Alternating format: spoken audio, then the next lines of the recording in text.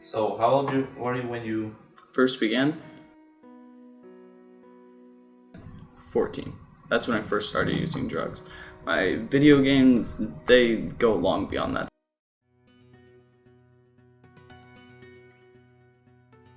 The first game I ever played was Civilization 2, I think. It's on the PlayStation 1. how old were you when you started playing video games? 6 years old. From Civilization, I moved into Counter-Strike, CS 1.6. And that I got introduced to that when I was 12 years old by my uncle. My uncle played it religiously with, his friends and my other uncles all the time. And that's the first time I ever got a taste of the esports scene. Counter-Strike that was my introduction, and that's when I first saw that first tournament. That's what kind of almost inspired me to carry on through all these years. Now today, whenever I think about not playing, whenever I'm like, okay, fuck this, I want to go do something else, I think back to that day and remember that feeling of damn, I want that so bad, that success, I suppose. I got to see the outcome of the success, the hard work that people have put in, and the fact that they can just use a computer to pay their bills from their house it's inspiring, really. At the time, it was a little difficult trying to convince my mom to can we get a better computer and that kind of thing. So I picked up the Xbox, and Halo 2 at the time was pretty big. And we just started getting support through MLG for bigger tournaments and stuff like that. So I started playing Halo 2 religiously, and I wanted to get really good. 13, 14 years old. That was my goal, was to go pro in Halo 2. My mom was definitely like, "Why don't you just go outside and play?" And it's like, well, I am playing, but I'm also working towards something. That's how it was to me. I was playing, but I was working towards something.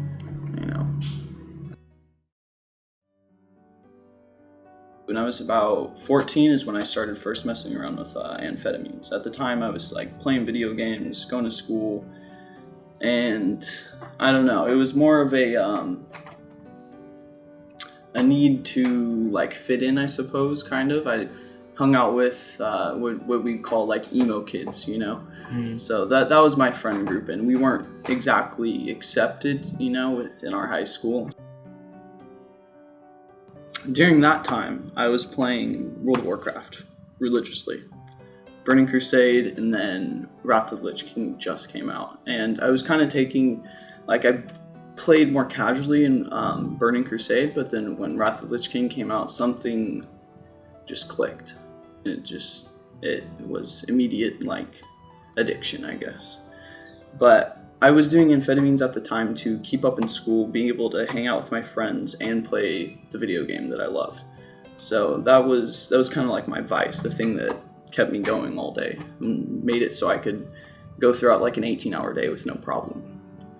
And when Wrath of the Lich King came out, that's when I made the switch from pharmaceutical amphetamines to methamphetamines. I had a friend who kind of messed around with it, on the internet.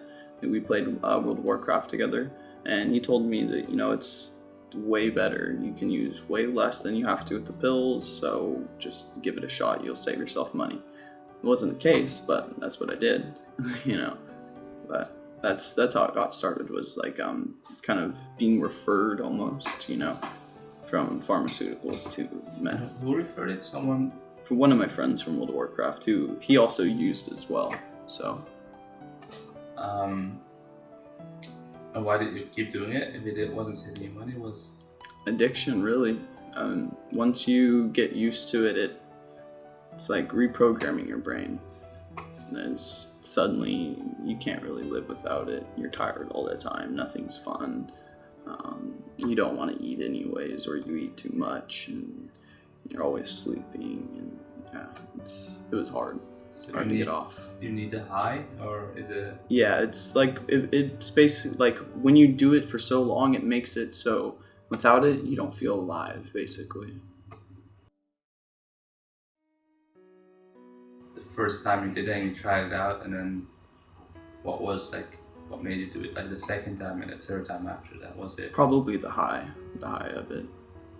Because I noticed that I could do such a small amount and get so much stuff done.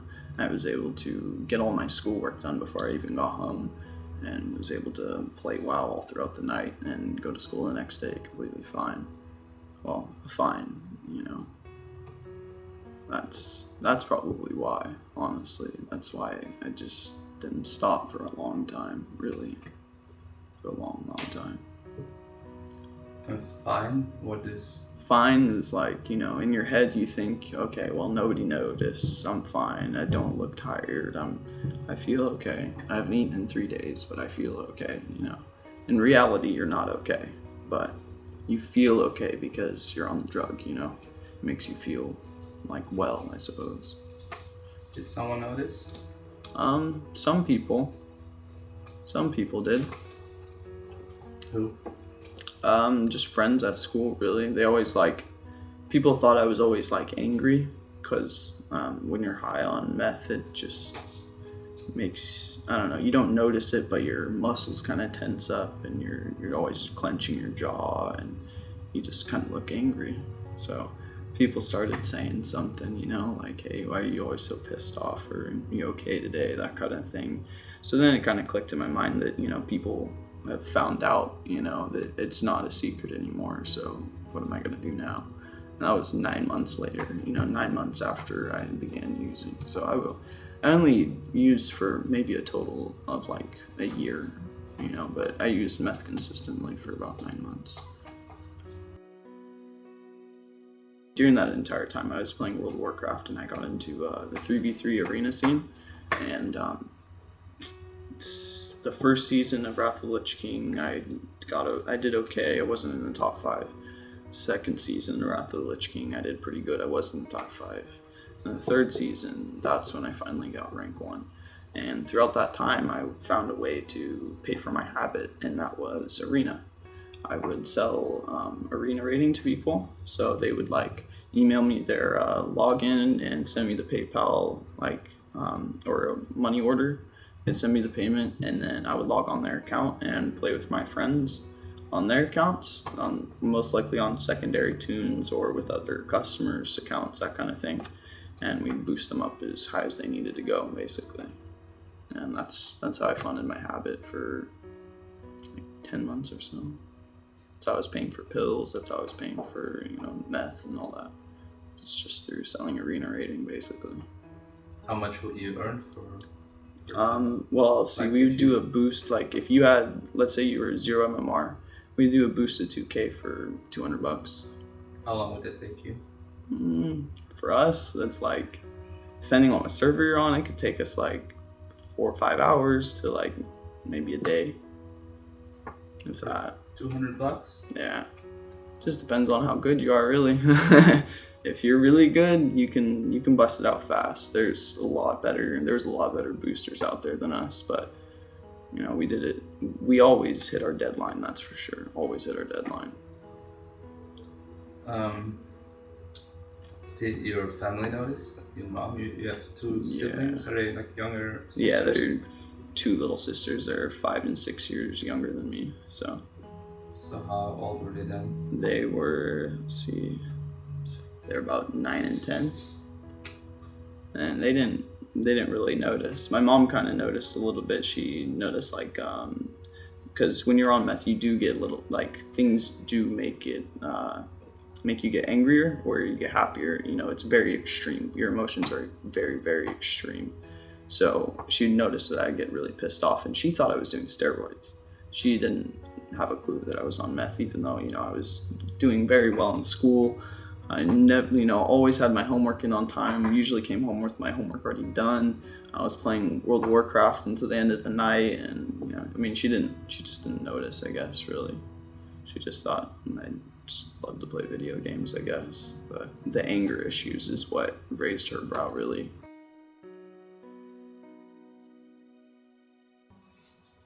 Did it get really bad sometimes? Yeah, definitely. And it probably also stemmed from frustration, you know, with video games, because At the time, I was playing arena, and I took it very seriously, you know, and well, I was getting paid to do it as well, so I kind of took it as like a job. So a lot of frustration probably stemmed from that as well, you know, making minor mistakes mechanically or whatever.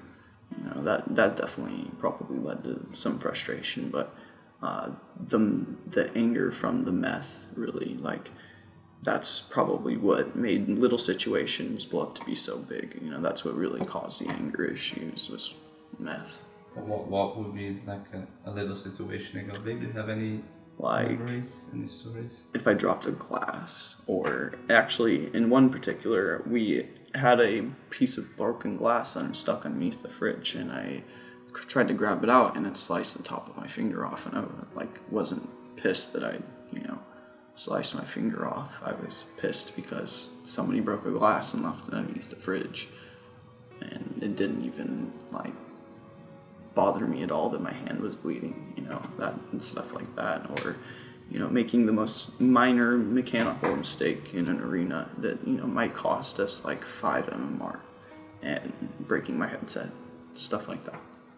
You broke your headset? Oh yeah, I've gone through, when I was playing Halo 2, in the later stages, I went through probably 3 controllers and 2 to 3 headsets every month.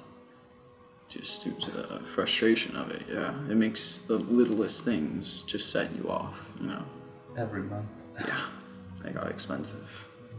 Really expensive.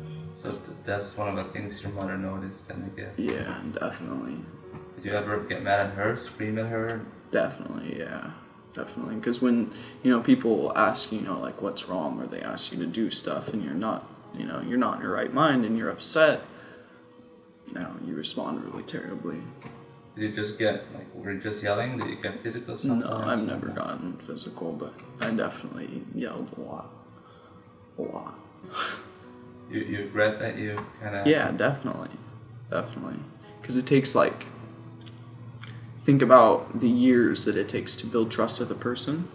Well, when you, like, hurt somebody emotionally, you know, it takes that times 3 to regain that trust, you know? Definitely. It could be a lifetime, you know?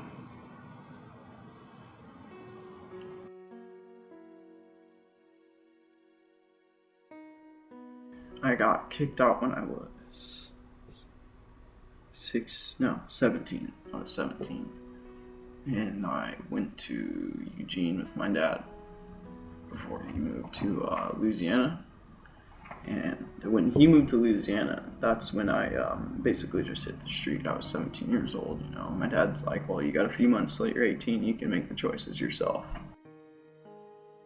It was kind of like a tug of war, really. Like, do you want to go to Louisiana? And, you know, you don't know what to expect. You know, you don't know anybody down there other than your family. Your friends are miles away, and, you know, for the past few years, that was my family, you know, it was my friends, because mom was always at work, and, you know, I just, you know, who else are you gonna hang out with, really? So, did your friends do drugs as well? They did, yeah. A lot of them did. A lot.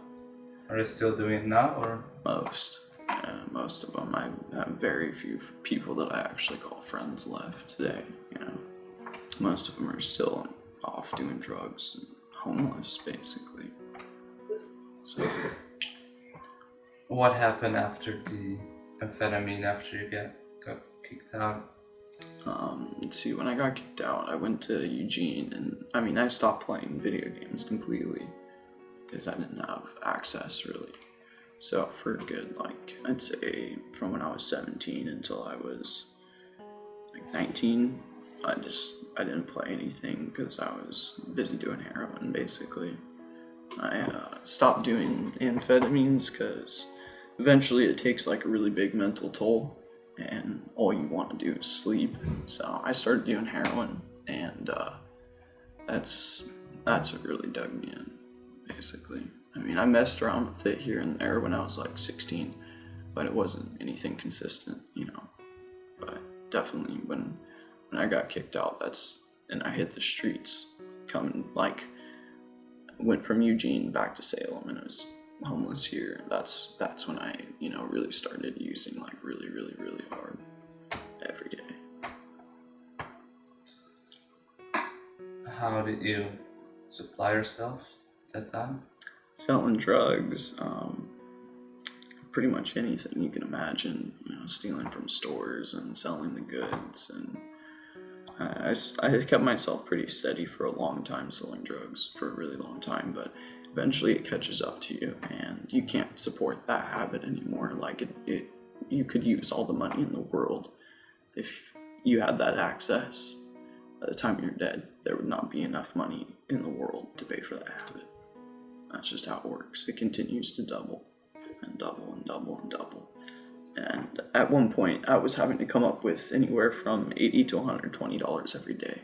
And that's almost like a job. You're out trying to find a way to get money from 7 a.m. until, dark, basically, whenever the stores close. Did you eat anything Anything you could steal. If you didn't have food stamps, it's basically it. How does heroin feel like? It's hard to explain. Kind of like melted butter being poured across your body, I guess. It's a lot like what you'd imagine from like morphine or Oxycontin or Codone, that kind of thing, but amplified by quite a bit. I was about when I turned 19, my 19th birthday party. Right after that, I think that's when I first started to get that clue that it's about time to get clean. What was the birthday party like? Well, I was dating a girl for a really long time, and she moved to California. And well, at this point, I was kind of traveling around trying to get clean and stuff. So I was coming back to Oregon for my birthday party. And I had no clue. Already trying to get clean? A little. It was about a month before, I think. About a month before, 2 months before. What set off that idea? Her, probably. Was she doing drugs as well? Did she do it? No. Nothing.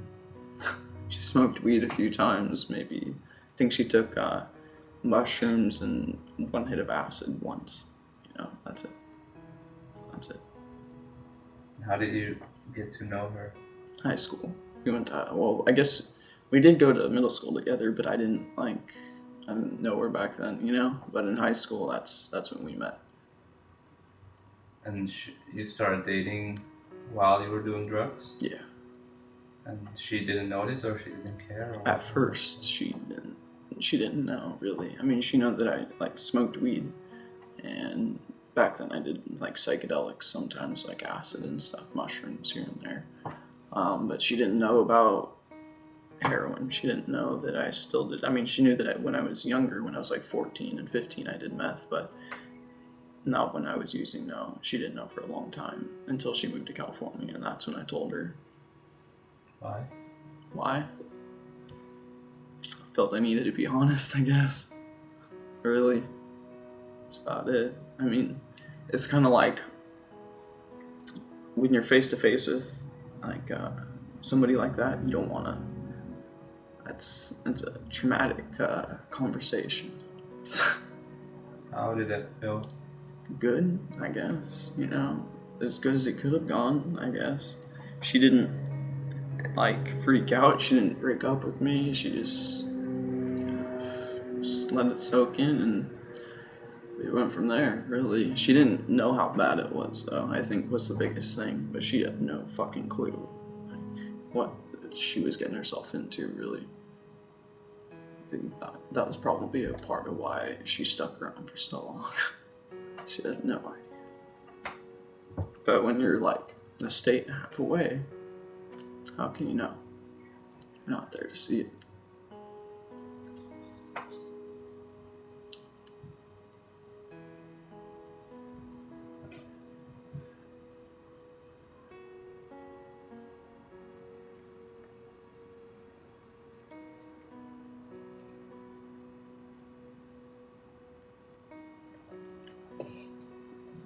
But she surprised me because I knew she was coming to Oregon when I was going to be there too, because it was my birthday and I was supposed to see her for my birthday. And I had no clue, but she contacted my family in Salem and threw a birthday party for me, a surprise birthday party. I had no clue. And that was kind of like that nudge to, like it's probably time to get clean, But, when you think you're in love or whatever, you do really stupid shit. And I had a spot in rehab. But instead, I decided to move to California. Not the best decision. Not at all.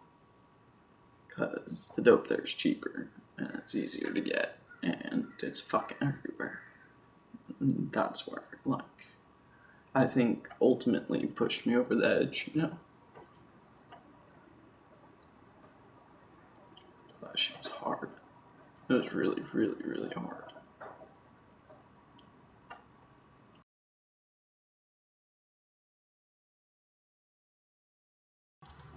Eventually, I was only there for a month, 2 months, about. And then from there, I went back to Salem, and I went and got on a Suboxone program, which is like methadone. It's there to help with the withdrawals, and it allows your brain and body to kind of repair while you're on it.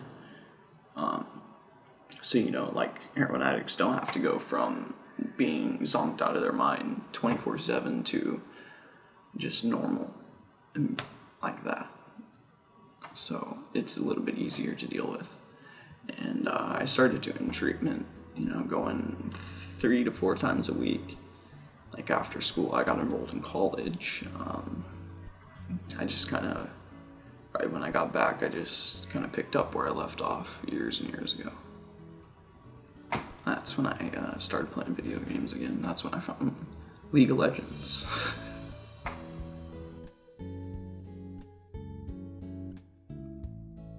I think for the first 4 months-ish, about that, I was playing RuneScape to, kind of get by. I was making money from it off of PvP. How? Well, in RuneScape, when you can, there's an area of the map where it's PvP, and if you kill a person, it drops their items. And the gold within RuneScape has a USD value, has a British pound value, has a euro value. There's a big market for it. So I would go out and, just PvP all day and take my winnings and sell it. And then take that gold and sell it on a website. And that's just kind of how I, paid for extra things like cigarettes, pretty much anything I wanted really.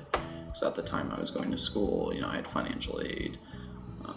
I didn't really have many responsibilities. I was able to live at my mom's house again. So, I bought myself a computer and just started playing. But about 4 months in is when I found League of Legends, and that was the first MOBA outside of, the little bits that when I was introduced to Dota back in Warcraft, Dota All-Stars and stuff. That was pretty much the first real MOBA that I ever engaged myself in outside of, because back then Dota was just it was a custom map, we didn't have a bona fide game. It was just kind of something you did every now and again to have fun. But League of Legends was that first MOBA I engaged myself in, and that's when I was just starting to get clean. I didn't hang out with anybody. I had just kind of cut off all my friends basically. And League of Legends and the community within League became my friends,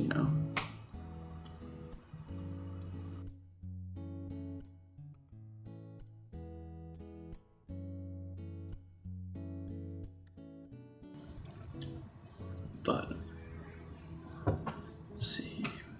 So when I did when I first started actually playing League on a more consistent basis, I did have a few friends who already played, and one of them was in Gold 3 or something like that. So he was able to kind of show me the ropes, and I wasn't completely alone.